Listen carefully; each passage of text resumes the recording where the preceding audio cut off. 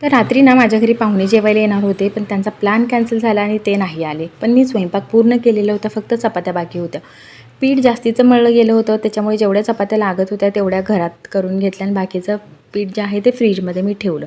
पण पीठ ठेवण्याआधी ना त्याच्यामध्ये थोडीशी साखर आणि थोडीशी हळद टाकायची आणि मगच फ्रीजमध्ये पीठ ठेवायचं. जर तुमचं पीठ संध्याकाळी जर शिल्लक राहत असेल तर शक्यतो ना पीठ जास्तीचं मळूनच ठेवायचं नाही, कारण की आपल्यात म्हणतात की पीठ फ्रीजमध्ये शिळं मळून नाही ठेवायचं, ते चांगलं नसतं.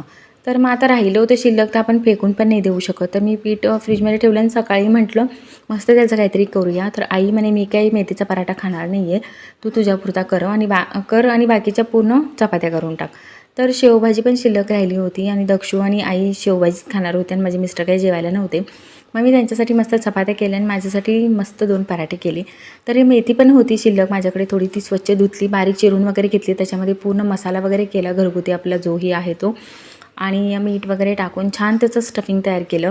इकडे चपाती लाटून घेतली आणि त्याला सुरीच्या साहाय्याने मस्त असे शिरेड केले, कापून घेतली.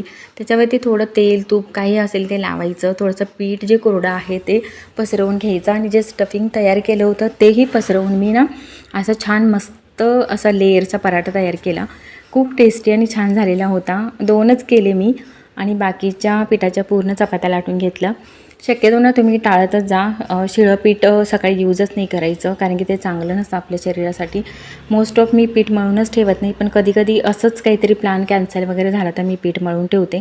आणि आमच्या घरामध्ये ना शिळं जास्त कोणी खात नाही, जर राहिलं शिल्लक तर खावं लागतं, पण मी खूप जास्त मळतच नाही.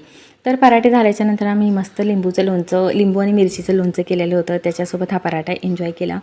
कसा वाटला व्हिडिओ तुम्हाला नक्की सांगा, लाईक करा, शेअर करा, कमेंट करा आणि माझ्या इन्स्टा आय डीला पण फॉलो करा.